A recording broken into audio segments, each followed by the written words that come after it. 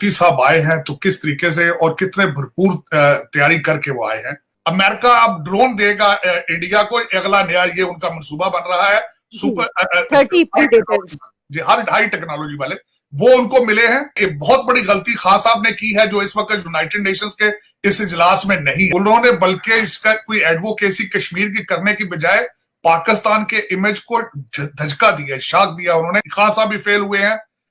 सबसे ज्यादा कामयाब इस वक्त जो सारी इंटरनेशनल मूवमेंट थी उनमें मोदी साहब। रिग्रेसिव थिंकिंग के साथ जो देश आतंकवाद का पॉलिटिकल टूल के रूप में इस्तेमाल कर रहे हैं, उन्हें ये समझना होगा कि आतंकवाद उनके लिए भी उतना ही बड़ा खतरा है।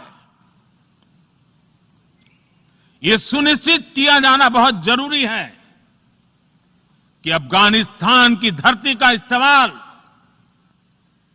आतंकवाद फैलाने और आतंकी हमलों के लिए न हो। हमें इस बात के लिए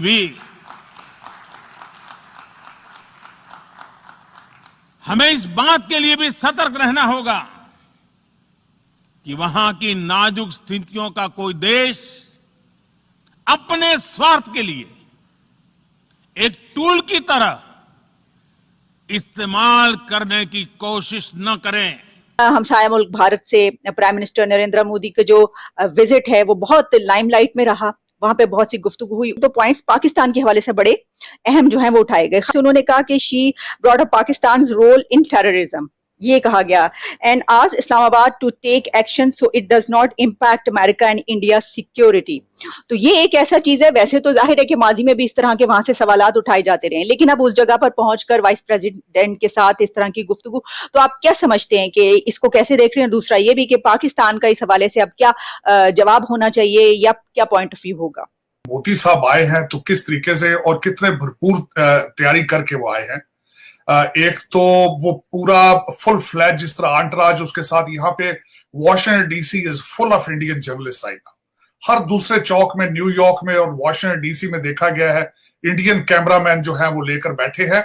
और जो कमला हैरिस की स्पीच के बारे में आपने बात की है उसको वो हर इंडियन चैनल ने उसको कहा है इंडियन डिसेंट वाइस प्रेसिडेंट। कमला हैरिस ने भी टेररिज्म को आइडेंटिफाई किया।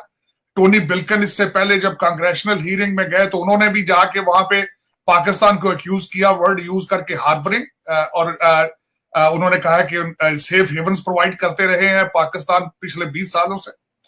तो इस वक्त ये पूरी एक फुल कैंपेन है जो इसकी बड़ी तैयारी की गई। जो इस वक्त मिस्टर शंकर जो उनके फॉरेन मिनिस्टर, शंकला उनके secretary state, secretary foreign office के, उनके एम्बेसडर, सारा एक पूरा आंट्रास जिस तरीके से तैयारी के साथ आए हैं, मैं अफसोस के साथ ये कहूंगा कि हमें उसके सामने ना हमने तैयारी की है ना कोशिश की है, बल्कि और इसमें सिर्फ एक दफा नहीं है उन्होंने। हम तो जा ही नहीं रहे ना, यानी हम तो वहां पे तो विजिट तो ऐसा उन्होंने तो शहरियार आफरीदी को भेज दिया प्राइम मिनिस्टर ने, और खुद तो वो जा ही नहीं रहे, तो तैयारी क्या होगी?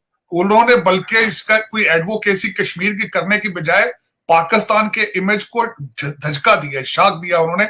यहाँ पे आके उन्होंने अपनी तवज्जो, एक तो उनका ड्रेसअप नहीं था, उनके अल्फाज प्रॉपर नहीं थे, और उन्होंने आके यहाँ पे मजाक उड़ाने की कोशिश की अमेरिकन सर्कमस्टांसेस, अमेरिकन सोसाइटी की। ये नेशनलिज्म है, ये कौमियत है, ये हमारे टारगेट है, और ये पाकिस्तान से पता नहीं मेरी समझ से बाहर है कि इस वक्त खान साहब का आज एक इंटरव्यू न्यूज वीक वालों ने दिया है कि खान साहब कह रहे हैं कि Taliban can be the partner in peace with America.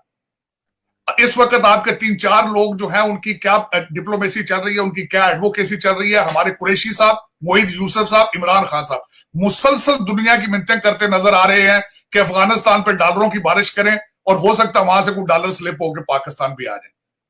सिर्फ और सिर्फ ये एडवोकेसी हो रही है कि खुदारा उनको डॉलर दे, उनको डॉलर दे। अब मैं कुछ चीजें जो मेरे ज़हन में पॉइंट थे, एक तो मैं ये बताना चाहूंगा कि पाकिस्तान ने रिक्वेस्ट की है यूनाइटेड नेशन से कि तालिबान को वहां पे बोलने की इजाजत दी जाए। खुद आप बोल नहीं रहे हो, तालिबान की एडवोकेसी कर रहे हो, फिर आप स्टेटमेंटें देते हो कि हम तालिबान के नुमाइंदे नहीं है। इस वक्त पाकिस्तान की सारी फॉरेन पॉलिसी कोशिश कर रही है दुनिया को कन्विंस करने की कि तालिबान को रिकॉग्नाइज किया जाए, लेकिन दूसरी तरफ से जो रिसेंटली खबर आ रही है, मुल्ला नूरुद्दीन तराबी साहब ने अपना एक बयान जारी कर दिया, वो जेल खाना जात के वहां पे वजीर है। उन्होंने कहा है कि हम हाथ काटने की और मौत की सजाए मौत देने की इसकी सजाओं को हम रिस्टोर कर रहे हैं।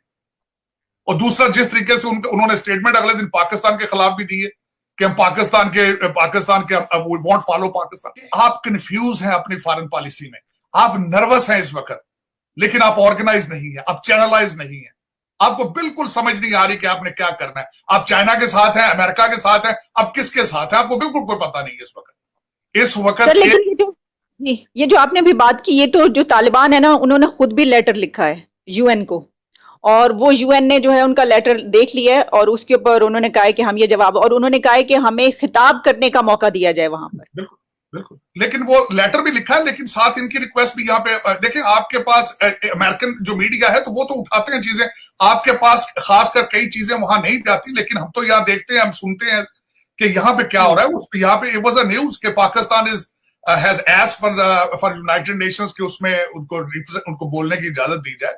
और दूसरा, इस वक्त जो मेरे नजर में एक बहुत बड़ी गलती खान साहब ने की है, जो इस वक्त यूनाइटेड नेशंस के इस इजलास में नहीं आए, और दूसरी गलती सबसे बड़ी ये थी कि अगर खुद नहीं आए तो अच्छी टीम भेजना चाहिए थी, और इनको टास्क दे के भेजे, इनको बिजनेस क्लास की टिकटें ना दे के भेजें कि जाओ वेकेशन कराओ।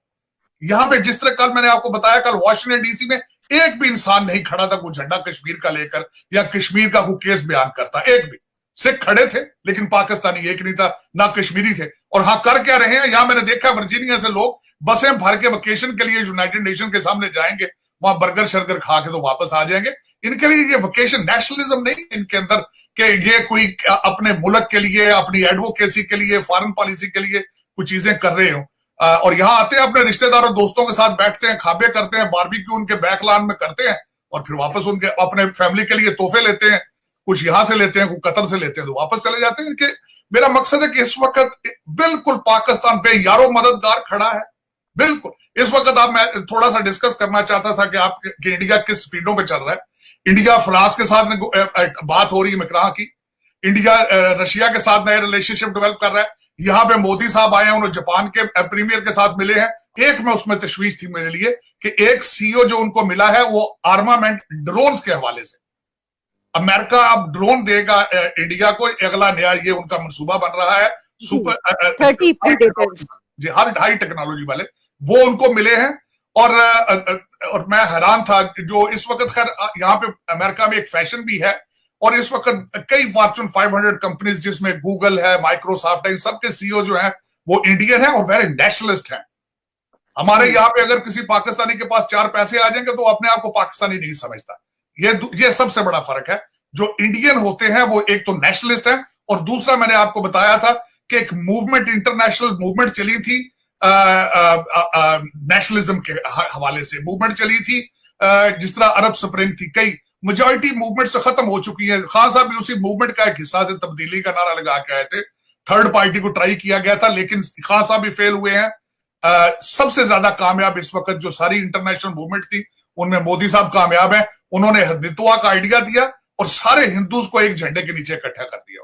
तैयारियां हो रही हैं बिल्कुल कि किस तरह कॉर्नर किया जाए और किस तरीके से अफगानिस्तान का मलबा सारा जो है वो पाकिस्तान पे डाला जाए। आपको एक कंप्रीहेंसिव कैंपेन की जरूरत है, आपको लीडरशिप की जरूरत है, और लीडरशिप ऐसी होनी चाहिए जो नेशनलिस्ट हो। और वेस्ट को मैं यहां पे एक और पॉइंट ऐड करना चाहूंगा। आलिया खान साहब हमेशा कहते हैं कि वो ऑक्सफोर्ड के पढ़े हैं, वेस्ट में रहे हैं, वेस्टर्न जानते हैं उनको डील करना। तो ये डील कर रहे हैं आप कि आप शहरयार अफरीदी को अपना नुमाइंदा बना के आप यहां पे भेज देते हैं और वो पाकिस्तान सारे के सारे की जागहसाई कराता है। ये आपका वेस्ट के बारे में आइडिया है कि एक तालिबानी माइंड का बंदा भेज दें और वो यहाँ पे आके यहाँ पे अमेरिकन बच्चियों को देखे और होमलेस का मजाक उड़ाए। जो पहली दफा अमेरिका आया है, और सबसे बड़ी बात बताऊं, उसकी एंट्री नहीं हो रही थी, इमिग्रेशन वालों को सेटिस्फाई नहीं कर सका। कौंसल जनरल ने जाके गारंटी दी लिख के, तो तब वो एंटर हुआ है अमेरिका में, और निकलते ही सीधा गया वो लिवाइस की शर्ट पहन के, कॉलरलेस, हाफ स्लीव। मैं समझता हूं कि उसको इतना नहीं पता कि प्रोटोकॉल क्या होता है कैमरे के सामने जाने के, तो वो हाफ स्लीव शर्ट पहन के जिस तरह एक्सरसाइज में होता है, और वहां जाके उसने इतना लंबा चौड़ा भाषण दिया है, हर इंडियन चैनल ने उसको उठाया।